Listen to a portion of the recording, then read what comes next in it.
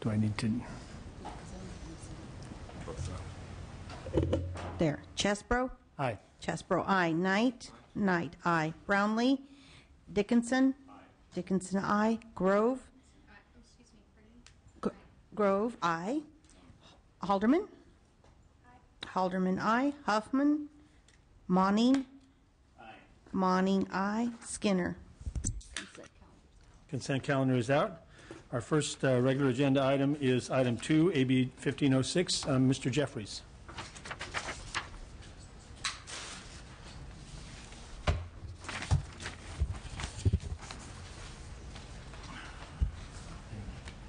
Thank you, Mr. Chair. 1506. I don't know that it's necessary to walk through the history of the painful process of the bill being approved to implement the CAL FIRE state responsibility area fee or tax, depending on which side you're arguing from. But as we may recall, it kind of went through in the wee hours without any public hearing.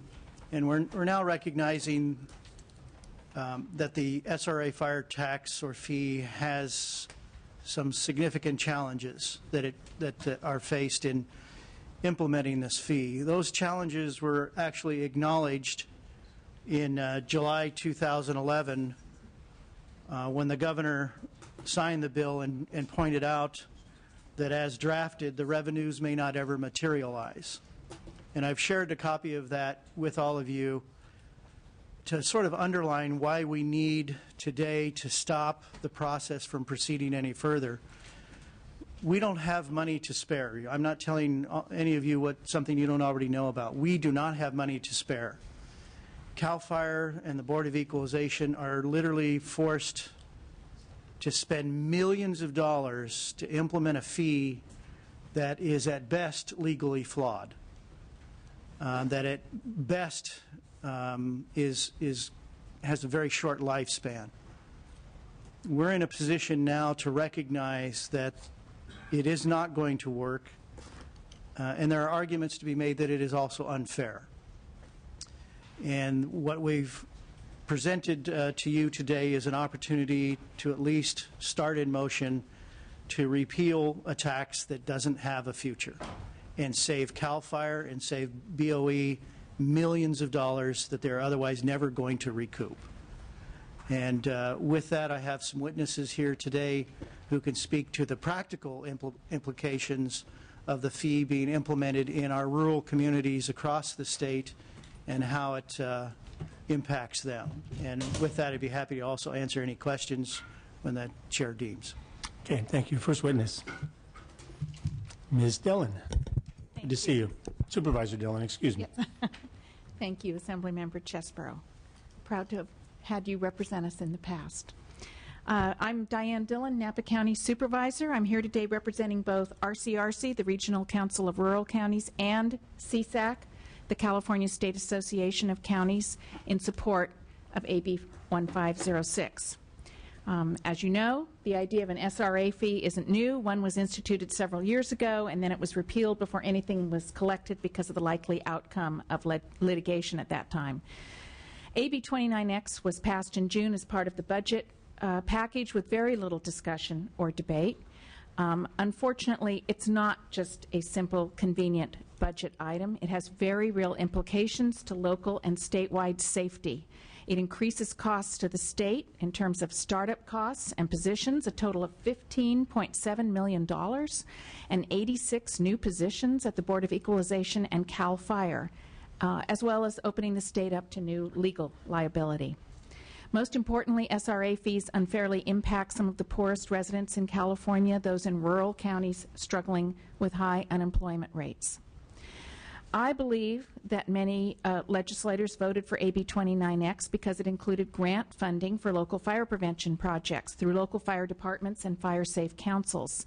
However, according to a chart generated by the Department of Finance and disseminated at the March Board of Forestry meeting, no funding will come to any local grant program until after 2017.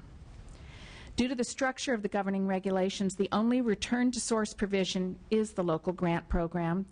No local grant program equals no return to source.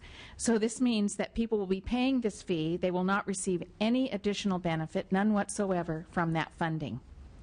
Lawsuits have already been announced. The upfront costs of implementing the fee are staggering. The fees are fundamentally inequitable, and they result in double or triple taxation with no additional benefit. These fees hurt local fire departments by making it nearly impossible to raise local revenues to support them. They'll be in conflict with this, and thus weaken the state's mutual aid system, the intricate safety net that allows us to respond to every major disaster. RCRC and CSAC believe the repeal of AB 29X is the best approach. Legislators and the governor have recently shown an ability to step back from previously made budget decisions when you learn about the consequences. In this case, we hope you will step back because the SRA fee is not the appropriate way to fund CAL FIRE or local entities for fire prevention or suppression activities. The repeal will protect local fire departments, will protect rural residents, and the ability of the state to respond to major disasters. We urge you to approve AB 1506. Thank you very much. Thank you very much. Next witness. Mr. Chairman, members, good afternoon. David Wolf here with the Howard Jarvis Taxpayers Association. We are in support of the bill today. And members, let me start out by outlining what is the true definition in the fee versus tax battle that comes before us regarding the legislation that was approved during the budget cycle last summer. What's the true definition of a fee? True definition of a fee, among other things, is a direct benefit to a fee payer or to mitigate a harm caused by the fee payer. A true fee, members, a true fee in one instance, members, would be, for instance, trash pickup. That would be a true definition of a fee because the individual receiving the trash pickup benefits from getting the trash taken out of the front of their yard. However, there is no benefit to individuals here. Specifically, there is no benefit to between 800,000 and 1 million homeowners living in state responsibility areas who are going to have to pay this fee of $150 per parcel. There is no benefit to those particular homeowners. The benefit here, members, is to paper over what is a $50 million general fund deficit where, again, there's no benefit to those homeowners. Because of that, we do believe this should have required a 2/3 vote in the legislature last summer when it was approved. And because of that, if this continues to percolate and the BOE continues to desire to approve 53 new staff positions and tens of millions of additional dollars in order to implement this fee, there will be a lawsuit forthcoming if those bills are mailed out to the affected property owners. And again, as baseline for this, Article 13A, Section 3 of the California Constitution says any change in state statute that results in any taxpayer paying a higher tax requires a 2/3 vote of the legislature. And again, that was Prop 13, which was passed in 1978, as recently amended by Prop 26, which was approved by voters in 2010. So there's clear justification that this is, in fact, an unconstitutional tax, should have required a 2/3 vote. And because of that, we advocate repeal and ask for an aye vote. Thank you very much. Next witness. Chairman Chesborough and members of the committee, my name is Jim Little, and I'm the chief of the Laytonville Fire Department in Mendocino County. I sit as a representative representing volunteer fire departments on FireScope's operation team, and I'm also the vice chairman of the Mendocino County Planning Commission. Today I'm speaking on behalf of the fire department in support of AB 1506, and I hope to illustrate the direct impact the SRA fee will have on our fire department. Our fire department covers approximately 250 square miles in northern Mendocino County. We're an all-risk fire department providing service 24/7, 365 days a year. We also operate an advanced life support ambulance. As a special district, we are limited in the ways in which we can generate operating funds. Our primary source is a special fire tax that was approved by the voters in 1997. A typical homeowner in our district will pay $60 a year for fire protection, fire prevention, and emergency medical services. Historically, we have also provided services to 250 square miles of SRA outside the district boundary, in which we receive no revenue. We provide rescue and emergency medical services to State Highway 162 and U.S. Highway 101.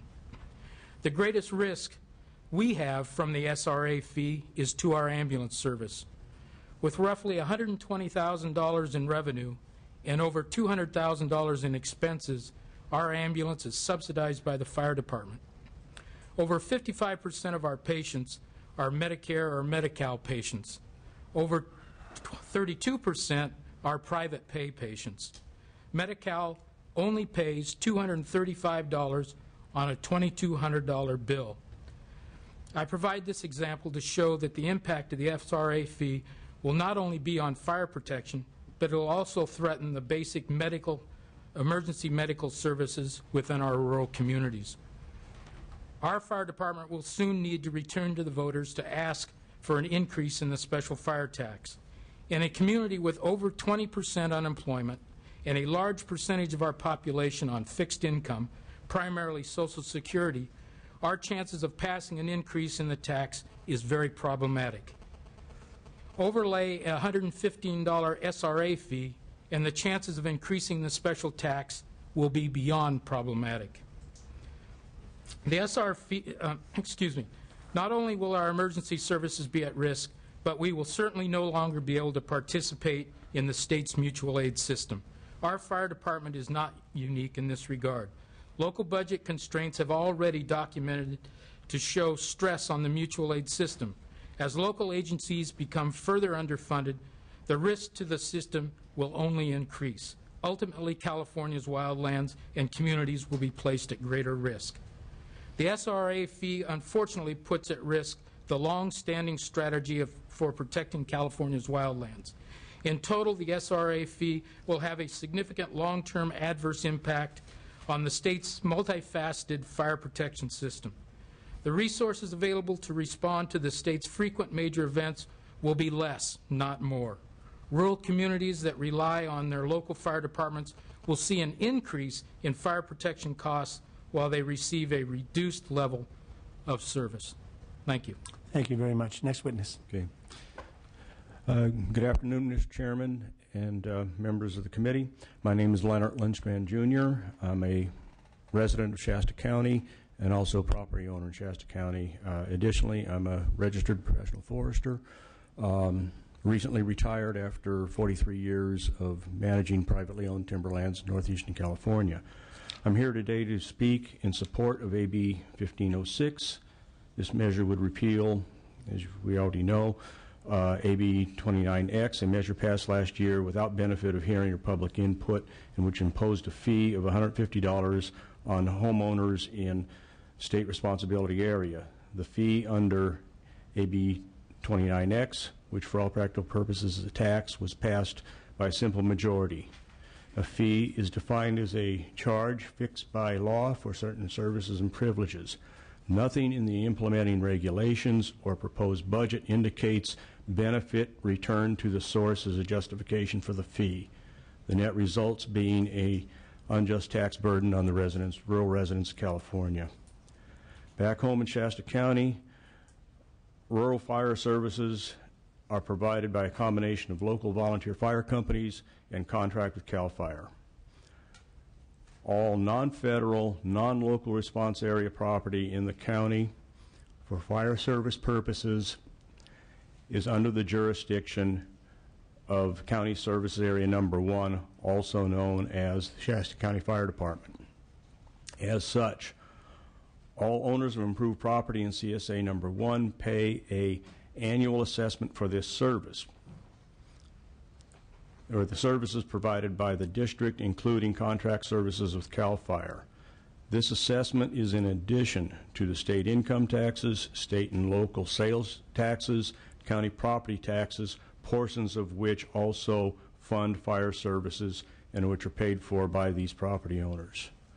Again, back home in Shasta County, most prevention activities in the county are coordinated by Shasta County Fire Safe Council, which is made up of representatives of local conservation districts, various government agencies, and private landowners.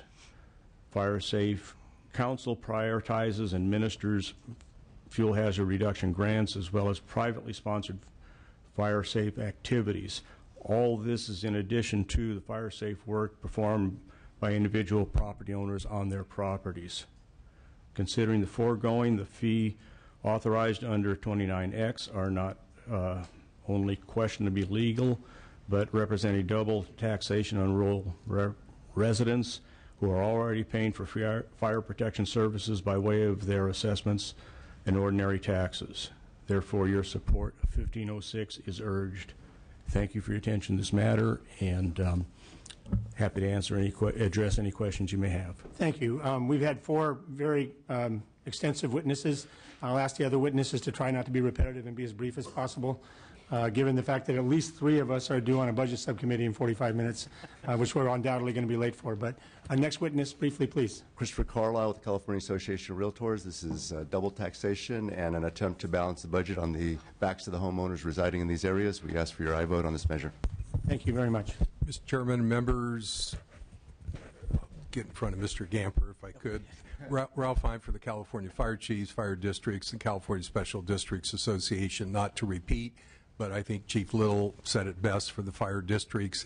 Virtually 100% property tax funded. His district has a special tax. Others do. Most rely on property tax and benefit assessment, and a very few. The additional fee, SRA fee, is going to be hurtful to them. And I would just mention, it was mentioned just briefly by the supervisor, California has enjoyed the world's best mutual aid system, and this fee, amongst other things, is going to also be very hurtful to that system. Thank you. Thank you. Next witness. Mr. Chairman and members, John Gamper representing the California Farm Bureau. For all the reasons previously stated, we urge your support. Thank you very much. Next witness. Bob Stearns with Newcastle Fire Protection District, and we just recently passed a tax measure, Measure B, in Newcastle, and this fee here would, or tax would, fee or tax, however you want to refer to it, would be an extra burden on our taxpayers. So I urge a yes vote on 1506. Thank you. Thank you very much. Next witness. Aaron Gilbert with the County of San Diego in support. Thank you. Thank you. Next witness. My name is sorry. Tim Lynch on behalf of the Board of Supervisors in San Bernardino County, and over 65,000 structures identified thus far, already covered under a local assessment supporting. What do they say? That everybody stops at the four-way stop. No, you go. No, you go. No, you go. Your turn. My turn. My name is Travis Travnikar. I'm the chairperson from the Penryn Fire District, and we're in total support of this bill. If passing of this without this bill would make it just about impossible for us to collect any kind of support from our local fire department. Thank you very much. Thank you very much. Yes. Margot Parks on behalf of the Cattlemen's Association in support of the bill. Thank you very much. Lynn Lindsay with the law firm of Nielsen Merksimer, representing Orange County Fire Authority. We too are strongly supportive of AB 1506. Thank you. Thank you. Next witness. Afrak Vargas on behalf of the California State Firefighters Association. Support. Thank you. Tricia Garinger representing Ag Council of California and many, many farmer-owned businesses from throughout the state, also in support, and encourage your aye vote. Thank you very much. Next Good witness. afternoon, Matthew Allen on behalf of Western Growers Association, and we are in strong support of the bill. Thank you. Tom Renfrey on behalf of Siskiyou County in support. Thank you very much. Are there any witnesses in opposition? Any others in support? It look like anybody about to get up? Nope. Okay, well, that completes the testimony. I'm going to vote in favor of this bill because the fee that the legislature adopted is unfair and unworkable. But I want to also point out that this bill has no chance of passing the Appropriations Committee or being signed by the governor unless the authors are willing to join with us and find alternative ways to fund fire services in rural areas at the state level. It's not just a question of pulling some piece out of the budget, however questionable it may be that the dollar amount is going to come in the way it's been adopted without finding a way to plug that hole. Last year, the legislature adopted this fee because the state faced a $25 billion deficit and was trying to fill a $50 million general fund cut to CAL FIRE's budget. And I doubt if any of the witnesses in favor or the author want to cut CAL FIRE's firefighting capability by $50 million.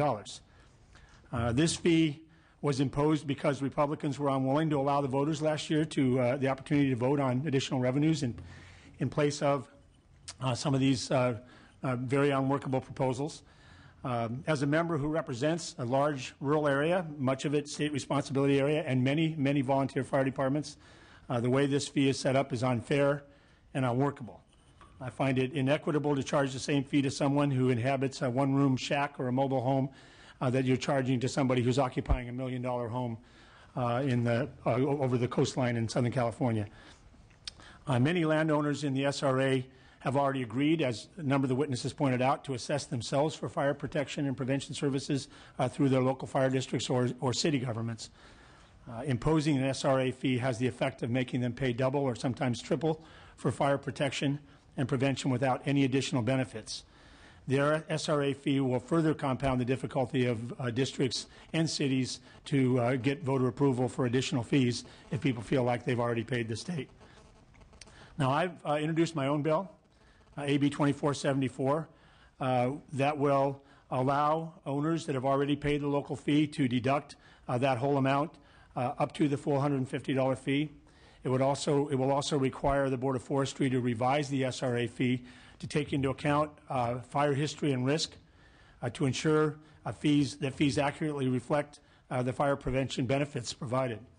The difference between Southern California dry chaparral and areas of my district that get 90, 100 inches of rain or more, the fire risk difference is huge. And so, again, like the shack and the mansion, the actual relative risk and costs are just not equitable if you're saying that they should pay the same fee. I'm also asking, we'll also in the bill be asking the Board of Forestry to report to the legislature on the cost of responding to all fire disasters and emergencies, because CDF doesn't just fight rural fires, and to include a breakdown of costs of fire protection, including urban versus rural, the square footage of a structure, and other related fires and natural disasters such as earthquakes and other wildland fires. I support this bill only because the SRA fire fee is so unfair, but those who want to fix it need to also help join us in taking responsibility for figuring out how to balance the budget. So, other comments from members? Yes, Dr. Halderman. Thanks, Mr. Chair. I have a question and a comment. Question, how, of this $150 per structure, how much of that will actually put more firefighters on the ground, more fire equipment used to fight fires? Any idea? The committee's going to think I set you up with that question. None. The tragedy of the fee is that there won't be a single firefighter hired. There won't be a single fire engine funded with the fee. It doesn't go for fire suppression at all. Prevention, I think, or it only funds prevention programs. It originally was envisioned to also offer grants to locals to assist with fuel abatement programs in and around their community, and those grants are not currently programmed into the proposal. So it doesn't put any boots on the ground. My comment is, remember about 3 summers ago, we woke up and the whole North State was on fire. There had been 6,000 lightning strikes, and when it was all done, there was a tremendous cost in human lives, the animal community, the wildlife. It was scorched earth. Those of us in zoological volunteerism remember skin grafting bear paws. And when it was all done, there were 900,000 acres burned. Just for perspective, the state of New Jersey is approximately 12,000 acres. I do understand there is a concern about this issue, but I don't think in these budget times we can prioritize anything that doesn't put more firefighters on the ground and in the air to help with this very serious problem, which is inevitably going to reoccur. And for that reason, I'm supportive of this bill. Mr. Dickinson. Thank you, Mr. Chairman. I didn't see where Chief Little went. There it is. Can I ask Chief Little a question?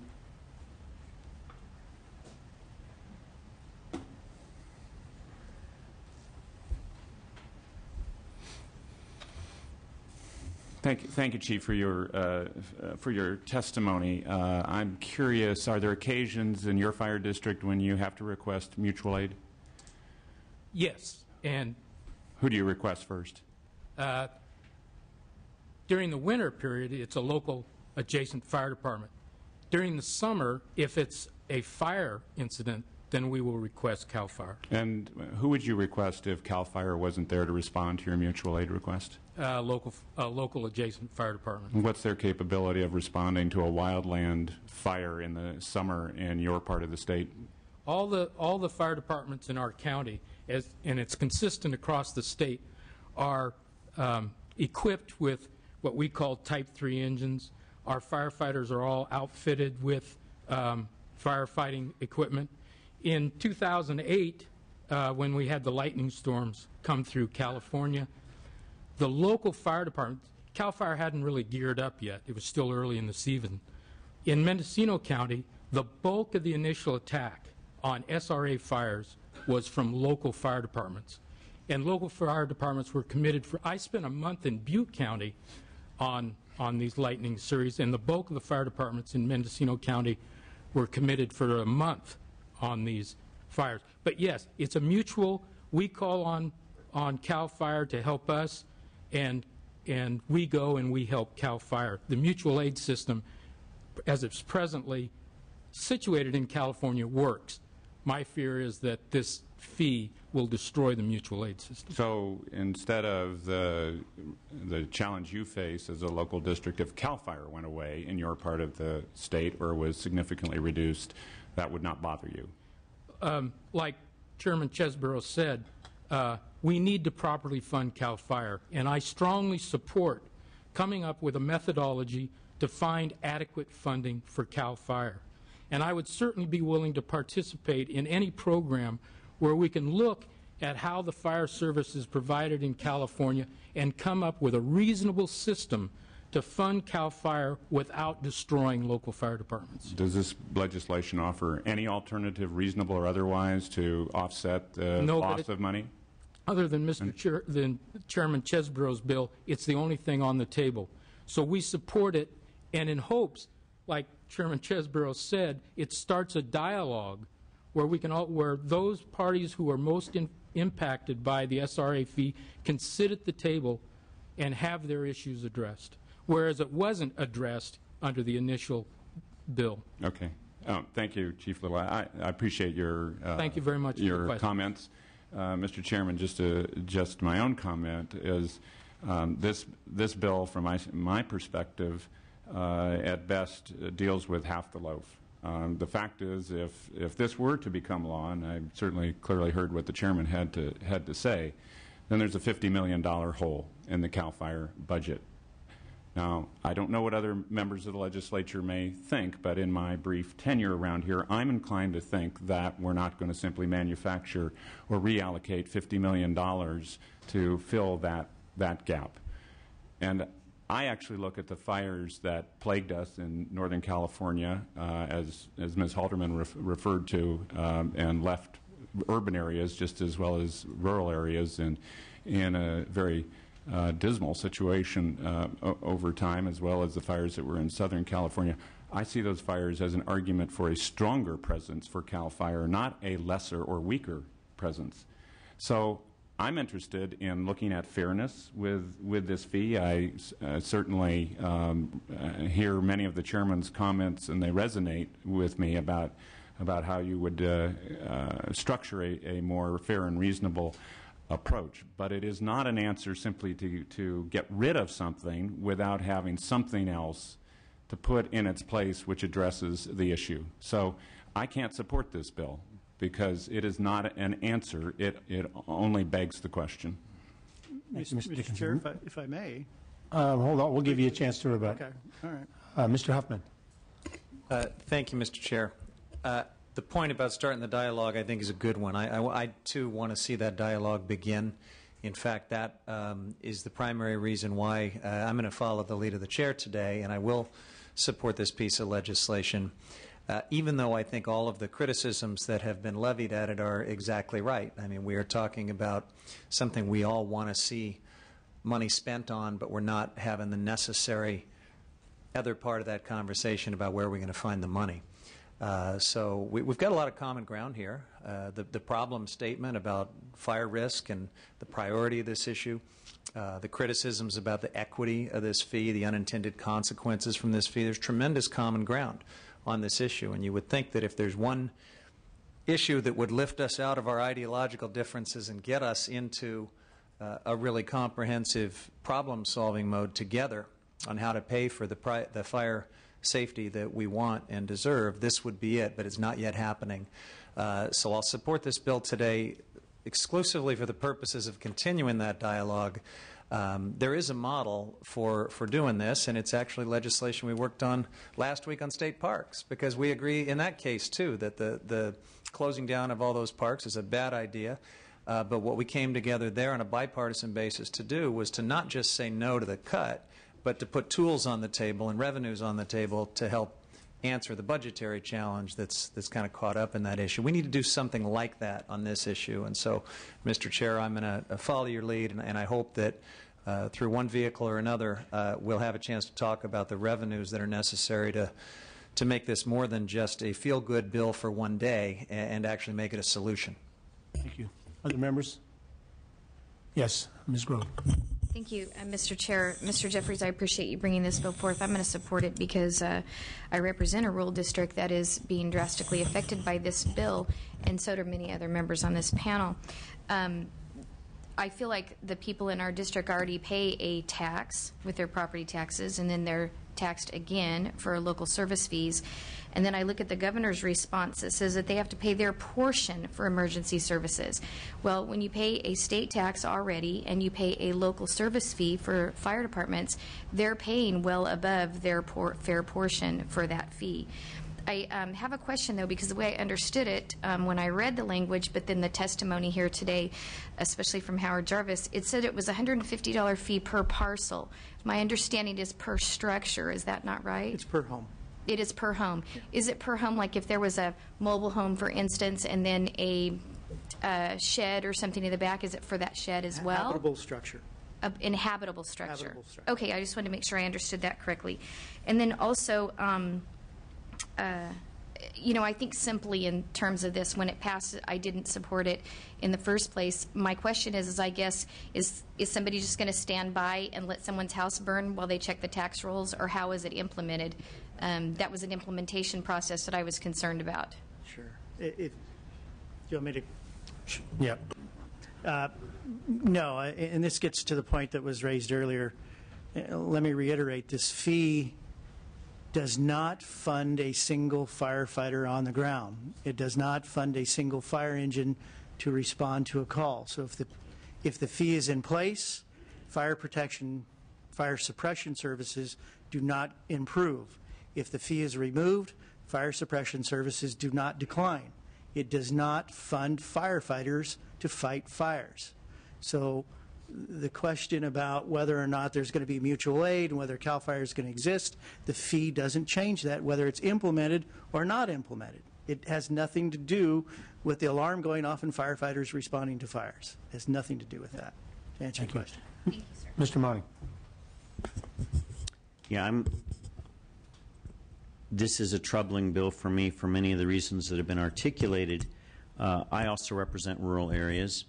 The 2008 fires hit the Big Sur area, the Santa Cruz area, very hard, and the firefighter response to those fires, among others around the state, was incredible and saved lives at fire lines right up next to habited areas. My concern about this bill is that it does not provide a comprehensive rebalancing that allows us to protect what we had to do in the face of a huge deficit.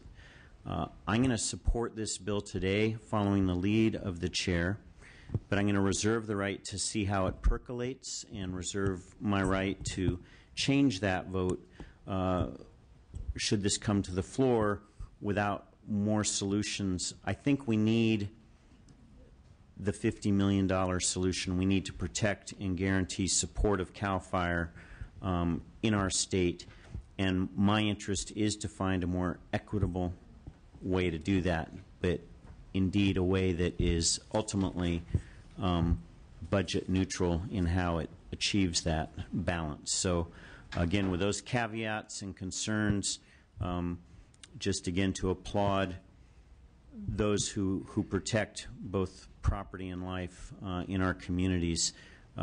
Trying to sort this out, however anybody votes today, should not be interpreted in any manner as a lack of support for firefighters and protection, particularly in rural areas. So I look forward to working with the author and with the chair as this moves forward.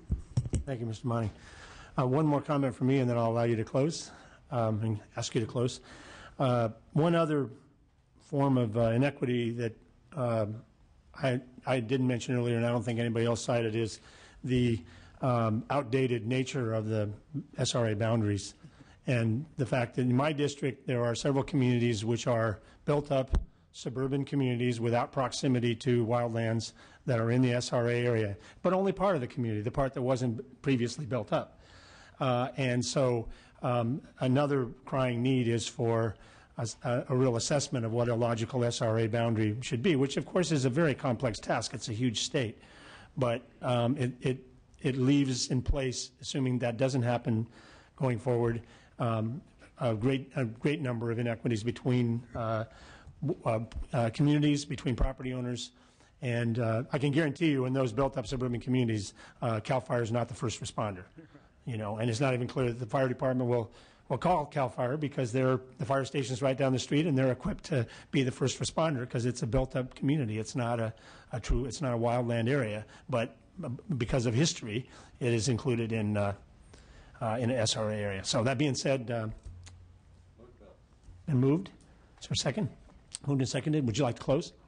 Yeah, I'll close as quickly as possible. As you've seen in the governor's letter that was distributed for last year, he wanted a working group to address pretty much all of the issues that have been raised here today across the board, across both aisles. To my knowledge, that hasn't proceeded, or if it has proceeded, it hasn't proceeded to the level I think we all would have liked to have seen. And so there is some challenges out there that didn't get addressed that should have been addressed. I've worked with the chair on other fire legislation successfully. We really moved some good bills in the past. There are significant challenges. The partisan argument always falls back to, well, if public safety is not the first priority of the tax dollars, what is? Beyond that, we still have a budget challenge, and I recognize that. This fee doesn't fix CAL FIRE's budget challenge to keep fire stations open, because it can't be used for that. And it won't be used to pay for air tankers and helicopters. It doesn't do any of that. I served for 29 years in the fire service, working alongside CAL FIRE every day while I was doing that. I understand their mission and the challenges they face today. Their SRA boundaries were never intended to be tax boundaries for purposes of generating revenue. They didn't design it that way. It was where fire districts, where counties, where cities, where CAL FIRE has primary responsibility, not a taxation boundary. I can only tell you right today that by repealing the fee, we're going to save CAL FIRE and the BOE millions of dollars. This fee is going to have a terrible time moving forward if appropriations or if it dies on the floor to stop it, and millions of dollars will be spent for a fee that will just not be realized. I recognize and understand that this doesn't solve the other part of the problem. I recognize that. My answer would be simply don't cut CAL FIRE to that level, but I'm not in the majority, so I don't enjoy that privilege. There you go. Well, ideas are a good thing in this building. So I do appreciate the chair and the other committee members for their willingness to allow this bill to go forward and to encourage the dialogue to try and come up with a solution, because CAL FIRE is unlike any other agency in the state of California. It cannot be replaced by a single county fire department or a city fire department. It provides a role that is incredibly important for all Californians. And sometimes we forget that. CAL FIRE responds into cities and counties with their air crews, their hand crews, their firefighting crews, and to do flood operations. They have an all-hazard approach to serving California and not just the rural residents. And so when we talk about the responsibility to CAL FIRE, they are serving the entire state of California. Not day-to-day in some cities and communities, but certainly to back everybody up. So, Mr. Chair, I appreciate your position, and I recognize the concerns, and I'll do my best to work with you from here on out. Thank you very much. If there's no other comments or questions, please call the roll. Chesbro. Aye. Chesbro, aye. Knight. Knight, aye. Brownlee. Brownlee, aye. Dickinson. No. Dickinson, no. Grove. Grove, aye. Halderman. Halderman, aye. Huffman. Huffman, aye. Monning. Monning, aye. And Ms. Skinner. Okay, bill's out. Thank you. Thank you. Mr. Gordon, this is item 6, AB 1933. Fortuitous that you were in the room to listen to that discussion. Yes. As Chair of Sub 3, thank you. Mr. Chair and members, Assembly Bill 1933 is an attempt to increase deterrence to the illegal redemption of out-of-state beverage containers in California. It would create a paper trail and require documentation, destination of the material. It also lowers the threshold in existing law whereby an importer must report to the department 25 pounds of aluminum or plastic container material and 250 pounds of glass beverage container material. Additionally, as I said, the measure would require documentation on the destination of materials entering California. California's landmark bottle and can recycling law has been found to be one of the most effective in the country. And no recycling policy or program in the state is achieving better results. However, the very incentives, the 5 cents per can or bottle, the very incentives that have spurred high rates of recycling here in California have also inspired entrepreneurial criminals from states which neighbor California. California is at risk for this activity, particularly because Arizona and Nevada do not have beverage container redemption programs. In 2011, results from a coordinated effort and survey by CalRecycle and the California Department of Food and Agriculture found several thousand incidents of importation of out-of-state containers. For this reason, we need to protect our resources in our recycling program, and I would respectfully request an aye vote. I do have a couple of witnesses. Okay, and I will be supporting this bill, so let's make it brief. Good afternoon. My name is Teresa Bui with Californians Against Waste. We are the sponsor of AB 1933. California's bottle bill is designed to provide consumers with a financial incentive to recycle and make recycling convenient. Consumers pay a deposit for each bottle or can they purchase, and when they return their beverages, empty beverage containers to the recycler, they can redeem that or receive their deposit back. However, that financial incentive has the unintended consequence of tempting out-of-state individual groups to try to redeem in California. This, of course, is illegal. Containers purchased out-of-state may not be redeemed in California because they haven't paid the deposit, and it's therefore fraud. AB 1933 creates a documentation requirement only for containers imported from out of state. There is no documentation requirement for California consumers redeeming California beverage containers in California recycling centers. Bordering states still have plenty of recycling centers. There's no legitimate need for a consumer to bring their used beverage containers into California. This bill is intended to protect the integrity of the fund and of the beverage container program.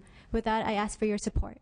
Thank you very much. Next witness. Mr. Chair, members, Justin Malone on behalf of Stop Waste, the Alameda County Waste Management Authority. We very much support this bill. We believe that this is a smart and it's a reasonable way of fixing a problem with a really, really successful program in the state. So we urge your aye vote. Thank you very much. Next witness. Mr. Chair, members, Crystal Jack on behalf of the California Grocers Association. We're also in support of this bill. We think that it would help reduce fraud and stabilize the fund. Thank you. Thank you very much. Any other witnesses in favor? Any witnesses in opposition? bill has been moved and seconded. Are there any comments or questions? Yes, Dr. Halderman. Very briefly, I just wanted to compliment you on coming up with a solution to decrease expenditures through the elimination of fraud. There are many ways to get to the same place, and I applaud what you've done with this bill. Good, thank you. Any other comments, questions? If not, please call the roll. Chesbro. Aye. Chesbro, aye. Knight. Knight, aye. Brownlee. Brownlee, aye. Dickinson. Dickinson, aye. Grove. Grove, aye. Halderman. Halderman, aye. Huffman. Monning. Monning, aye. And Ms. Skinner. Aye. Bill's out. That bill is out. Thank you. Thank you very much, Mr. Gordon. Ms. Brownlee, I don't see Mr. Fong, so you want to go ahead and present on AB 1834?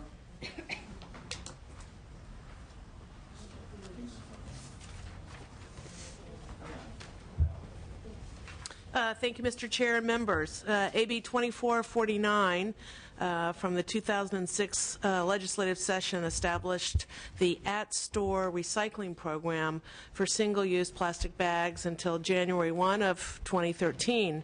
The program contains a variety of definition, including the definition for reusable bags. However, with the sunsetting of the program, so goes the definitions associated with it.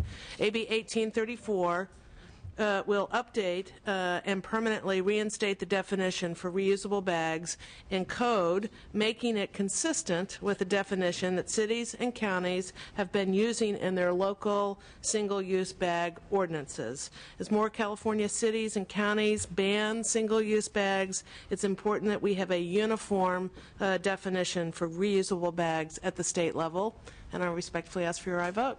Okay. Witnesses in favor? Mr. Chairman, members, Justin Malone on behalf of Heal the Bay, the coastal protection organization that has been working hard with many, many other people.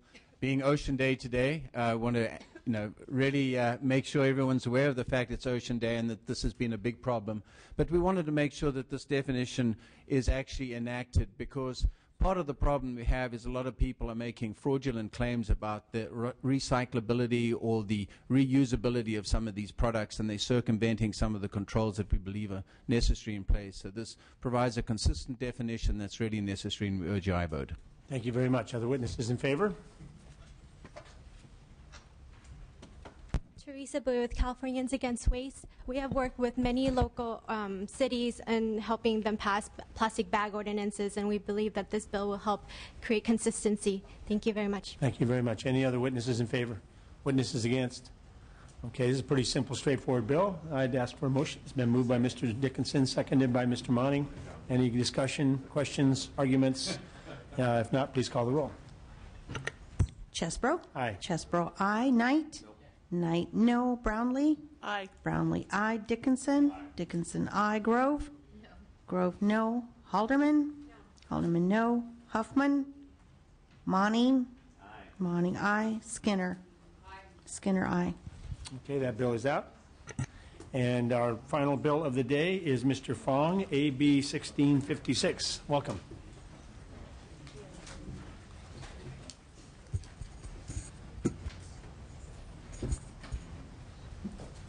Thank you, Mr. Chair and members. First, I'd like to accept the committee amendments as stated in page 3 of the analysis as author's amendments. I'm here to present AB 1656, a technical fix bill regarding the San Francisco Bay Restoration Authority. In 2008, the legislature passed AB 2954, which established the San Francisco Bay Restoration Authority in order to explore, promote, and coordinate local and regional public revenue mechanisms for the purpose of restoring the San Francisco Bay. The San Francisco Bay serves as an integral part of not only California's recreation and beauty, but also as the lungs of the Bay Area, providing important benefits to the community, such as giving vital habitats to hundreds of fish and wildlife, clean water, helping curb global warming, flood and erosion control, and generating millions of dollars in economic benefits to the community. The scientists advise that a healthy, sustainable bay requires at least 100,000 acres of tidal wetlands. In 1999, there were only about 40,000 acres of tidal wetlands remaining around the bay. Today, only a small percent of the bay's original wetlands remain, as threatened every day by pollution and urban sprawl. Currently, over 36,000 acres of restorable bay shoreline is in public ownership and planned for restoration. In order to adequately restore the 36,000 acres of wetland, the authority needs the provisions of this bay to take effect. AB 1656 accomplishes three things. First, it extends the sunset date for the authority to January 1, 2036 to enable administration of revenue from a planned multi-year funding ballot measure which is not expected to yield funds before 2015. Second, extends the eastern boundary of the authority to include all of the bay-related shoreline of Solano and Contra Costa counties, excluding any Delta Islands. And third, reverses the inadvertent exclusion of the northeastern Contra Costa County shoreline from representation on the governing board. In sum, these technical fixes will correct inadvertent exclusions. In addition, they give the authority the ability to secure much-needed funds to effectively continue to restore, enhance, and protect the wetlands, wildlife, and shoreline of the San Francisco Bay for the enjoyment of all Californians. With me today, I have Samuel Schuckett, Chair of the Governing Board for the Authority and Executive Officer for the California State Coastal Conservancy. I respectfully request an aye vote. Okay, thank you very much. First witness, Mr. Schuckett, nice to have you here. Thank you, Chair and members. I'm delighted to be here. I am the chairman of the San Francisco Bay Restoration Authority.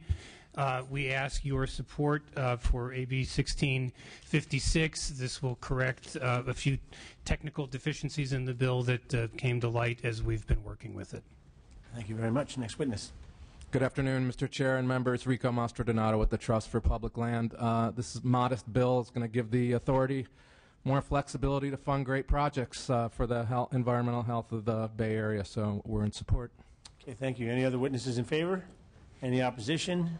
Hearing none. Is there any discussion or a motion? Those have been moved and seconded. Please call the roll. Chesbro. Aye.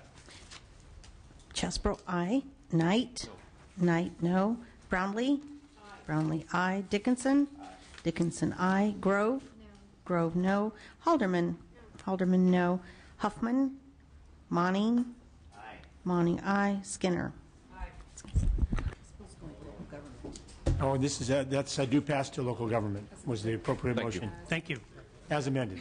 As amended. Due pass to local government as amended. Now we can allow members to add on who were absent. And is Mr. Huffman close by? Do we know? Yeah. Are they in one of the? Oh, maybe we can let Mr. Huffman know. Add on to the consent calendar. Right here. Brownlee, aye. Okay. Nancy. Ms. Skinner. Nancy. She's coming.